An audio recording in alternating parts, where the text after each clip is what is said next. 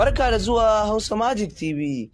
Kar ka manta mai sauraro ka danna mana alamar subscribe da ƙararrawar sanarwa domin ta hanyar haka ne kawai za a kasance da sabon shirye-shiryenmu da zarar mun dora. Mun gode masu sauraro. 'Yan bindiga sun sace mutane 13 a Kaduna. Mai sauraro ƙara gyara zama domin jin ƙarashin rahoton. 'Yan bindiga sun sace mutane 13 a unguwar Giboya da ke Sabo a ƙaramar hukumar Cikun da ke jihar Kaduna. Lamarin ya faru ne a daren ranar Laraba kamar yadda jaridar Leadership ta rawaito. Wanda aka sace mai gida ne da waɗanda suke haya a gidansa. Dalilin haka ya sa matasan ƙauyen suka tare a hanyar Kaduna zuwa Kaciya suna zanga-zanga.